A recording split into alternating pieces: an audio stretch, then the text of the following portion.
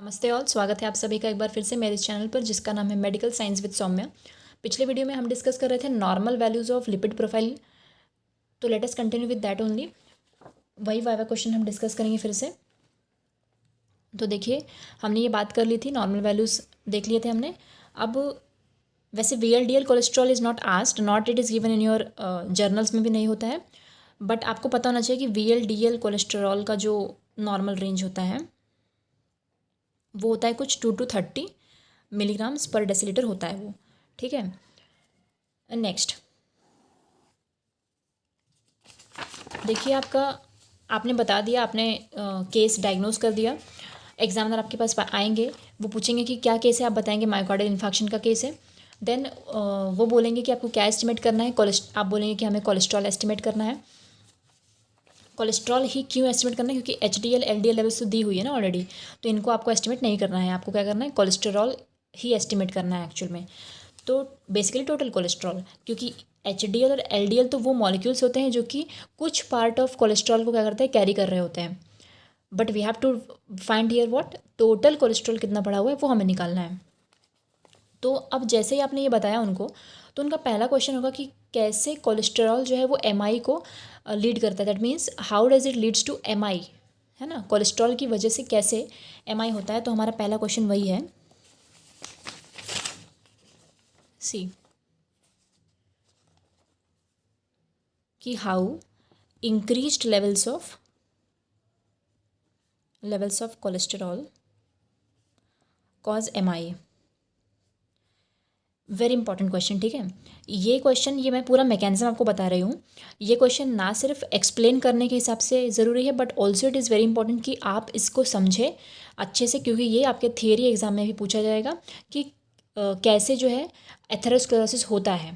तो basically the question will be कि आप हमें मैकेनिज्म ऑफ एथेरोस्क्लेरोसिस बताइए, तो will be very important for theory exam also. ठीक है, तो वेरी इंपॉर्टेंट वाइवा क्वेश्चन है ये। देखिए होता क्या है,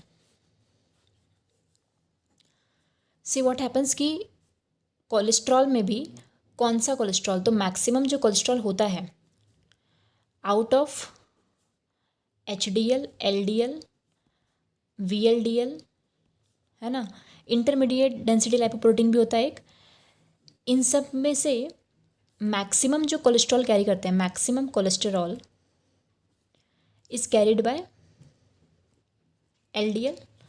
अभी हमने नॉर्मल वैल्यूज देख ली थी इसकी। तो LDL में मैक्सिमम कोलेस्ट्रॉल है, एंड हमने कहा था कि LDL जो है it is a bad cholesterol. Bad cholesterol, bad cholesterol क्यों कहते हैं इसके ऊपर भी बात करूंगी मैं। फिलहाल इतना समझ लीजिए कि LDL को बैड कोलेस्ट्रॉल इसलिए कहते हैं क्योंकि एक तो वो मैक्सिमम कोलेस्ट्रॉल को कंटेन कर रहा है, कैरी कर रहा है, और करता क्या है वो बेसिकली लीवर से उठा करके इन कोलेस्ट्रॉल को पेरिफेरल टिश्यूज़ में क्या करता है, डिपॉजिट कर रहा होता है। ठीक है, दैट मीन्स वो एक्सक्रीशन नहीं कर रहा है कोलेस्ट्रॉल का बॉडी से, वो बॉडी में और बढ़ा रहा है कोलेस्ट्रॉल लेवल्स को, है ना, पेरिफेरल टिश्यूज़ में और बढ़ा रहा है। तो देयरफॉर पेरिफेरल टिश्यूज़ के अंदर क्या आ जाएंगे, आपकी ब्लड वेसल्स भी आएंगी, तो वहाँ पर भी इसका लेवल बेसिकली वो बढ़ाता है LDL। तो इट इज़ वेरी इंपॉर्टेंट कि LDL के लेवल्स नॉर्मल होने चाहिए किसी इंडिविजुअल में, अदरवाइज़ वो क्या करेंगे, सिम्टम्स ऑफ, मतलब वो बेसिकली MI कॉज करने की तरफ जाएंगे। तो बैड कोलेस्ट्रॉल है, तो कहानी यहीं से शुरू होती है that when ever there is increased LDL cholesterol levels, ठीक है, LDL कोलेस्ट्रॉल लेवल्स बढ़े हुए हैं इन ब्लड, तो इससे क्या होगा, इससे बेसिकली क्या होता है कि a fraction of it is taken up by macrophages. बहुत ही ध्यान से समझिए, हाँ, इसके लेवल्स बढ़ गए थे, कुछ फ्रैक्शन इसका मैक्रोफेजेस ने उठाया। एज LDL क्यों उठा पा, मतलब मैक्रोफेजेस क्यों ले पा रहे हैं LDL कोलेस्ट्रॉल को, क्योंकि LDL penetrates arterial wall easily.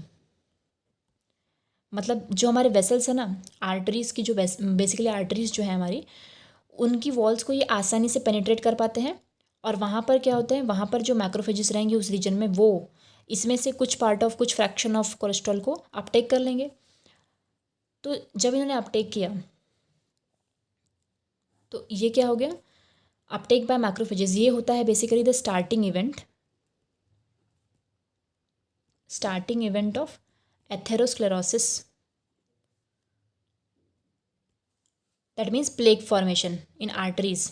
ठीक है, ये स्टार्टिंग इवेंट है। इसी से तो बेसिकली क्या होता है, इसी से एमआई होगा फ्यूचर में। तो देखिए अब मैक्रोफेजेस क्या कर रहे हैं, धीरे धीरे वो फ्रैक्शन ऑफ कोलेस्ट्रॉल ले रहे हैं। ओवर द टाइम क्या होगा कि when macrophages become distended with cholesterol, अब जैसे ही कंप्लीटली फिल्ड हो चुके हैं कोलेस्ट्रॉल से, तो क्या बनाएंगे ये, they form foam cells are formed, मतलब इन्हीं का क्या बन गया है, फोम सेल बन गया है। ये जो फोम सेल्स हैं, it gets incorporated into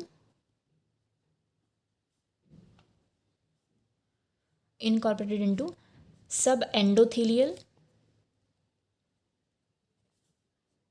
space. Sub endothelium मतलब, endothelium is nothing but blood vessel की जो एपिथीलियम होती है उसको हम एंडोथीलियम कहते हैं। तो उसके जस्ट नीचे वाला जो स्पेस रहेगा वहाँ पर ये क्या हो गए, जमा हो गए, इकट्ठे हो गए। और इन्होंने क्या किया, इन्होंने वहाँ पे they form there atheromatous plaque बनाना शुरू कर दिया उन्होंने वहाँ पे। अब क्या होगा, this plaque thickens and it reduces blood flow. यही तो काम है कि वो नैरो कर देगा पैसेज को। तो ब्लड फ्लो अब धीरे धीरे क्या हो रहा है कि स्लो डाउन हो रहा है। लेटर क्या होगा, कोएगुलेंट चेंजेस होंगे वहाँ पे। इसका मतलब क्या कि प्रोकोएगुलेंट क्या होता है, it is an factor that promotes coagulation of blood. ठीक है, तो ये प्रोकोएगुलेंट चेंजेस वहाँ पे होंगे। Procoagulant changes leads to increased chances of thrombosis. That means कि अगर ये कोगुलेशन को प्रमोट करते हैं तो क्या करेंगे, ये जो ब्लड फ्लो हो रहा है ना वहाँ पे, वो जो ब्लड फ्लो हो रहा है वो बेसिकली उसमें ब्लड क्लॉट्स बनना शुरू हो जाएंगे, चांसेस ऑफ थ्रोम्बोसिस बढ़ जाएंगे, blood clots. This will lead to what, leads to coronary artery disease. अब क्लॉट्स आ गया मतलब फर्दर क्या हो रहा है, नैरोइंग हो रहा है वेसल का, और वो वेसल जो है वो ब्लड सप्लाई प्रॉपरली नहीं कर रही है। इसका मतलब क्या होगा, जो जिस जगह पर नैरोइंग शुरू हो गई ना उसके आगे वाला जो टिश्यू होगा वहाँ पर होगा necrosis. It leads to इश्चेमिक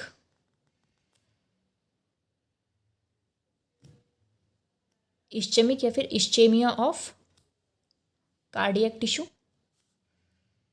cardiac tissue का इश्चेमिया हुआ क्योंकि ब्लड सप्लाई कम हो गया, ऑक्सीजन सप्लाई कम हो गया, तो इश्चेमिया हो गया कार्डियक टिश्यू का। यही तो बेसिकली क्या है, यही तो क्या हुआ, मायोकार्डियल इन्फार्क्शन, एमआई हुआ। ठीक है, this is leading to MI. अब देखिए ये पूरा मैकेनिज्म जो है कि बढ़े हुए एचडीएल कोलेस्ट्रॉल से कैसे एमआई हुआ वो आपने समझ लिया। नाउ रिमेंबर कि अगर हमें इस एमआई को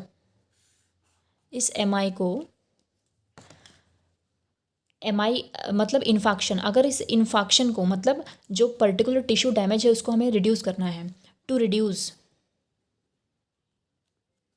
the size of infarct,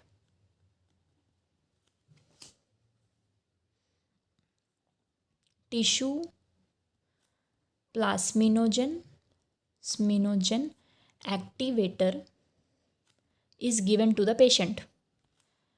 tissue plasminogen activator TPA जो है ये उस पेशेंट को दिया जाता है, एमआई के पेशेंट को, ताकि कि जो डैमेज हो रहा है ना वो रिड्यूस किया जा सके। तो होता क्या है इससे, अब प्लास्मिनोजन क्या है, प्लाज्मिनोजेन जो है प्रिकर्सर है फॉर प्लाज्मिन। तो प्लाज्मिन क्या करता है, plasmin breaks down, it breaks down fibrin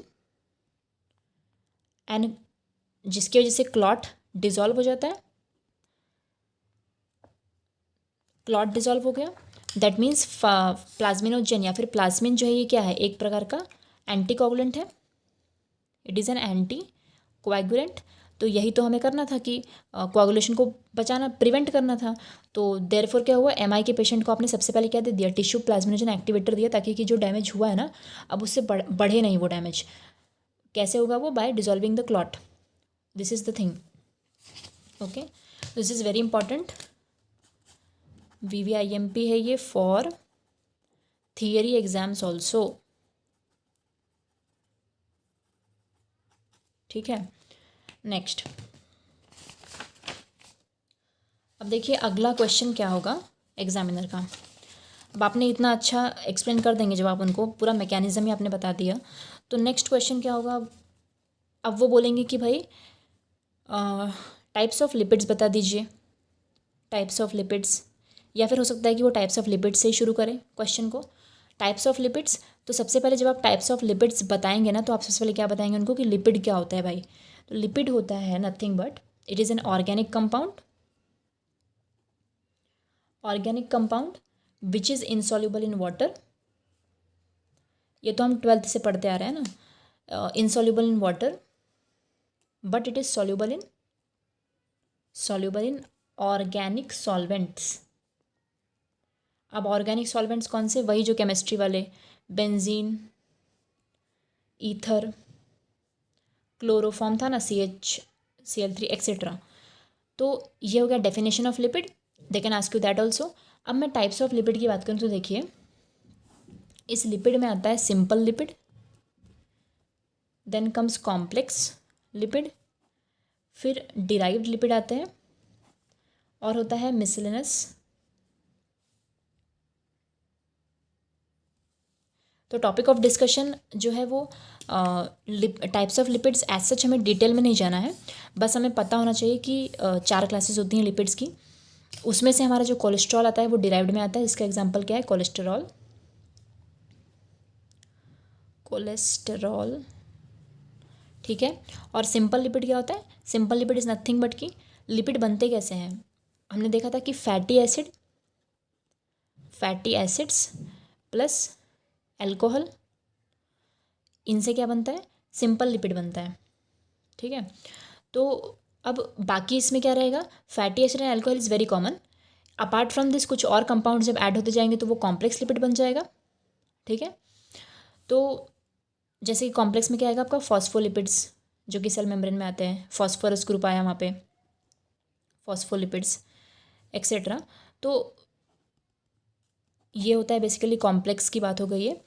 तो सिंपल लिपिड जो है हमारा, इसके अंदर एक बहुत ही इम्पॉर्टेंट जो कंपाउंड है वो आपको समझना है कि सिंपल लिपिड में हमारा जो एग्जांपल है वो है ट्राइग्लिसराइड्स, TGs बोलते हैं, या फिर इसी को हम क्या बोलते हैं, TAG बोलते हैं, try acyl glyceride, try acyl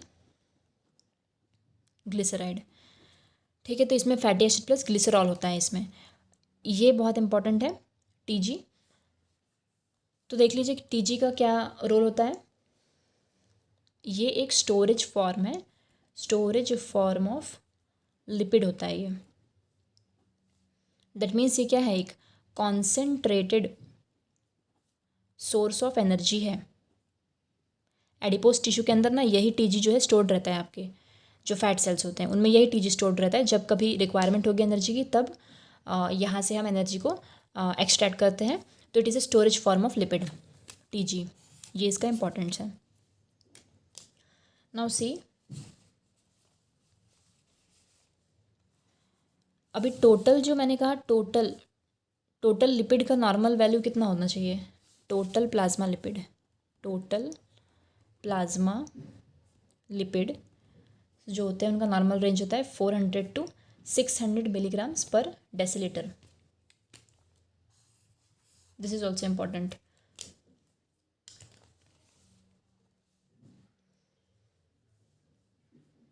total cholesterol हमने बताया था कि 150 से 200 मिलीग्राम्स पर डेसीलीटर होना चाहिए।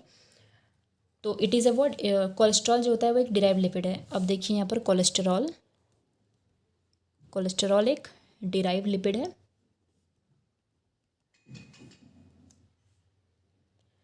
Which can be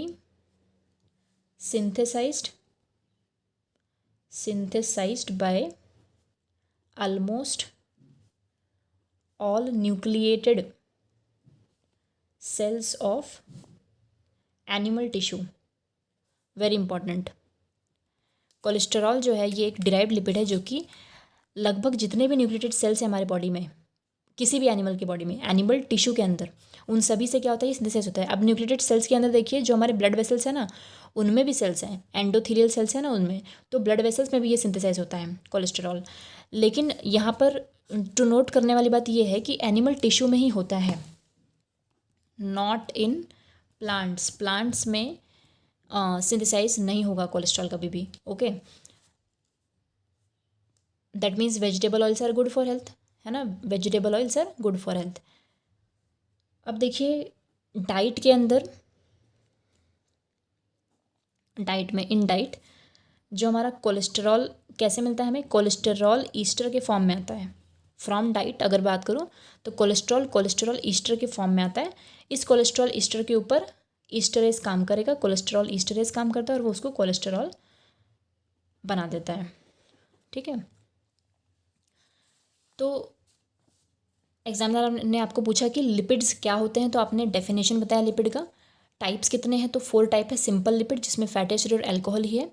complex lipid में fatty acid plus alcohol plus कुछ अदर ग्रुप्स होते हैं, जैसे कि यहाँ पर फॉस्फेट ग्रुप था, फॉस्फोलिपिड इसका एग्जाम्पल होता है। डिराइव्ड लिपिड जो होती हैं वो डिराइव्ड होती हैं फ्रॉम किससे, सिंपल एंड कॉम्प्लेक्स लिपिड्स से डिराइव्ड होती हैं डिराइव्ड लिपिड्स।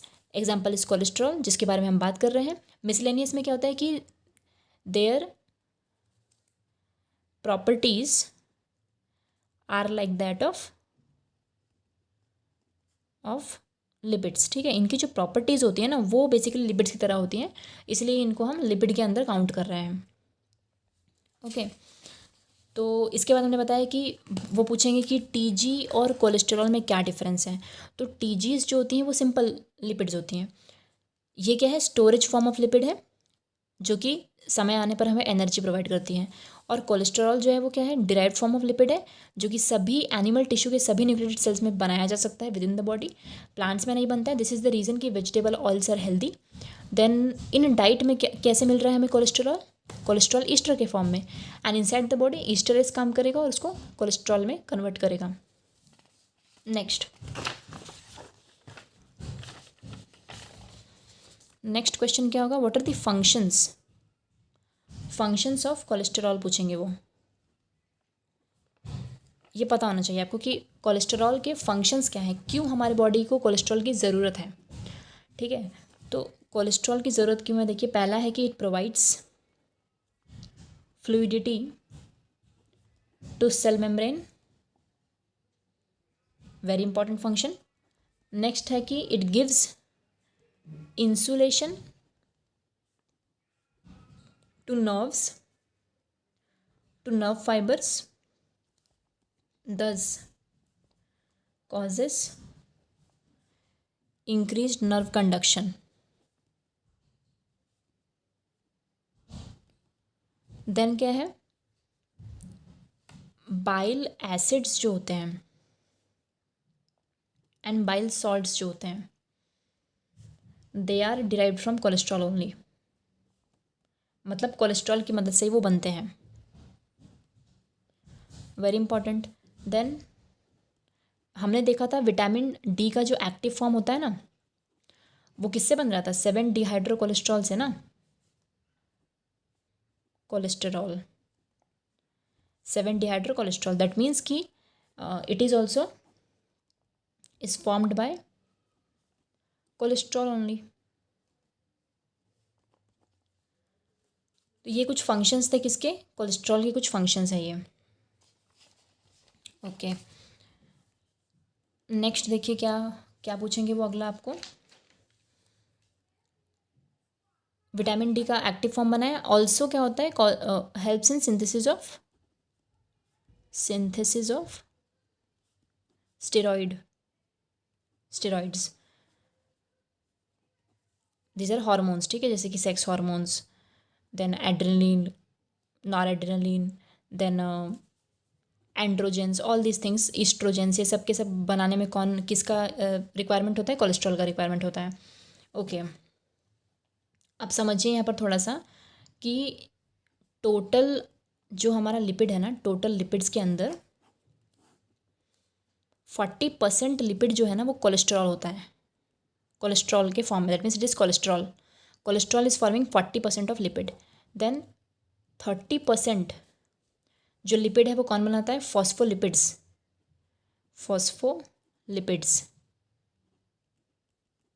30%। देन 20% जो है lipid, it is contributed by TGs, triglycerides. तो 30, 20, 50, 40, रिमेनिंग जो 10% रहेगा ना उसमें बाकी के रिमेनिंग ऑल आ जाएंगे, रिमेनिंग ऑल,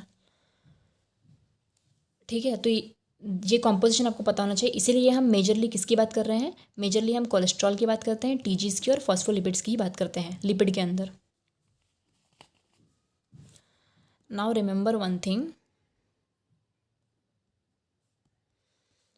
कि हमने कहा कि lipids are insoluble in water, so they need carriers in plasma for their transport, ठीक है। एंड वो जो कैरियर्स हैं वो basically therefore they are complexed with some proteins to form what? To form lipoproteins. तो अभी जो मैंने आपको कहा ना LDL, HDL, high density lipoprotein, low density lipoprotein, तो वो बेसिकली क्या है? वो ट्रांसपोर्ट फॉर्म्स ऑफ कोलेस्ट्रॉल है, मतलब उनके उन फॉर्म्स में कोलेस्ट्रॉल हमारा ट्रांसपोर्ट हो रहा है बॉडी के अंदर। तो these are called as lipoproteins कहते हैं इनको हम। अब लाइपोप्रोटीन्स में जो प्रोटीन पार्ट होता है, the protein part is called, उस प्रोटीन पार्ट का एक अलग सा नाम है, इसको हम कहते हैं एपोलाइपोप्रोटीन, लाइपोप्रोटीन कहते हैं। ओके,